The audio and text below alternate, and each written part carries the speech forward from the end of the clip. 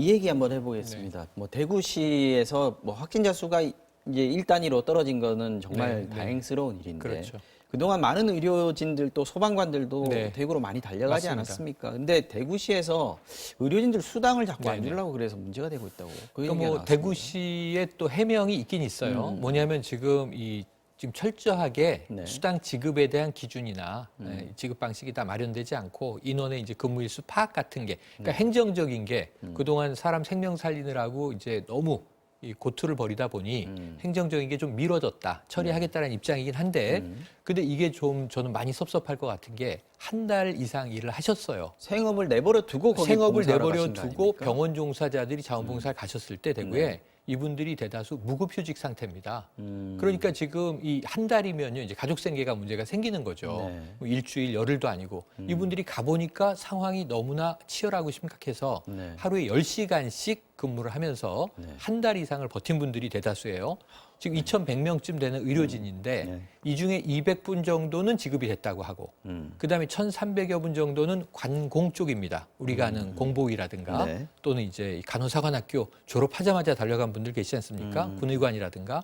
그럼 지금 한 700여 명 정도가 사실은 이 근무 수당을 못 받고 한 달 정도가 되니 그러니까 관공에서 가신 분들은 월급을 정부가 받고 지급을 있으니까, 하죠. 정부가 무급휴직이 지급을 하는 아니니까. 거죠. 그런데 이제 자원봉사라면 생업을 내버려 두고 일단 뛰어들어간 그런 분들이에요. 700명 정도 되는 예. 거예요. 그런데 이분들의 지금 하소연이 있습니다. 뭐냐면 자비를 쓰고 있는 거예요. 대구가 집이 그렇죠. 아니시잖아요. 그 호텔비나 숙박비, 식비 이런 것들을 다 자비로 쓰면서 여기서 버티고 계신데 이 근무수당이 많이 주는 것도 아닌 걸로 알고 있습니다. 근데 중앙정부는 200억 정도를 내려보낸 거예요. 그럼 그렇죠. 대구시가 그 돈 지급하라고 내려보냈는데 이건 먼저 내려갔는데 대구시가 집행이 늦어지고 있는데 해명이 맞다면 빠른 조치로 이제 지금은 좀 이제 우리가 큰 불 껐다라는 이야기를 하고 있으니까 고생했던 분들에 대해서 최소한의 해야 할 조치들이라도 더 드리지는 못할 망정 약속한 건 정해진 건 드려야죠. 자, 마지막으로 해외 상황 좀 보겠습니다. 시간이 그렇게 많지는 않은데요. 한 3분 정도는 남은 것 같습니다. 전 세계 확진자가 지금 140만 명인데 미국이 가장 많습니다. 계속해서 번져가고 있고요. 이건 지금 이제 40만 바라보는 상황입니다. 사실은 37만 넘겼고요. 지금 사망자도 굉장히 많이 나오고요. 그리고 이제 트럼프 대통령을 필두로 방역 담당자 등 이구동성으로 얘기한 게 심지어 앤서니 파우치 이제 그 알레르기 감염 연구소장도 이번 주 한 주가 아주 고통스러운 터널이 될 거다. 그래서 이제 9.11 뭐 진주만 공습까지 언급을 했었는데요. 맞습니다. 지금 약간 잦아드는 듯 했는데 다시 폭증이에요. 한 이틀 괜찮나 싶었어요. 지금 사실은. 잡히지 않습니다. 그래서 정말 계속 이어질 것 같고요. 문제는 뉴욕이 참담합니다. 뉴욕이 뭐 과반 가까이를 점해요. 40%를 넘기고 있는데 사망자에 대한 수습이 안 되고 있고 의료진에 대한 물품 지급도 거의 끊겼고 저는 놀란 게 지금 검체 검사를 하는 게 제일 기본이잖아요. 근데 검체 검사 도구가 없어서 면봉이 없습니다. 이게 이탈리아 롬바르디아에서 생산해서 수입하는 건데 그쪽도 지금 초토화되어 있는 상황이니까 어떻게 하느냐 하면 3D 프린터를 통해서 직접 제작을 한다. 그리고 심지어 이제 이 검체를 담는 물질도 없어서 이 약품도 직접 제조법을 인터넷을 통해서 알려주고 있다. 그러니까 각 병원들이 알아서 만들어 쓰세요거든요.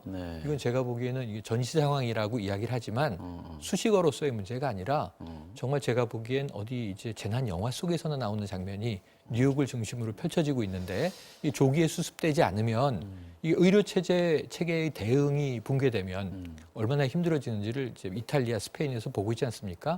미국의 상황은 참 아슬아슬합니다. 다른 데가 아니고 미국이고요. 또 다른 곳이 아니라 뉴욕입니다. 네, 근데 맞습니다. 지금 의료 체계가 거의 무너진 거 아닌가 싶은 생각이 들어요. 이탈리아 보는 것 같은데. 예, 맞습니다. 지금 의료 체계가 거의 무너진 거나 마찬가지고요. 우리가 뉴스를 보면 환자를 옮기고 있는데 환자도 마스크만 쓰고 있고 의료진도 마스크만 쓰고 있습니다. 방호복도 없이. 예, 방호복도 없이 우리나라처럼 음압 들 것도 아니고 그러니까 그렇게 옮기고 있는 사람도 다 노출이 되고 감염이 되는 거잖아요.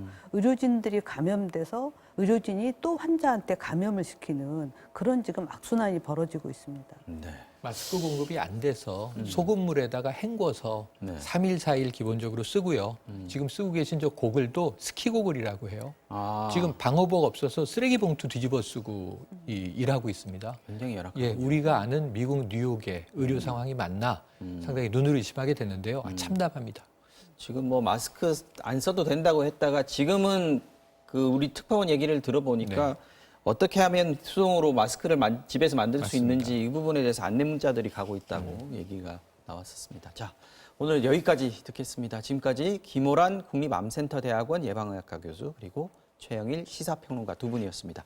고맙습니다. 고맙습니다. 감사합니다.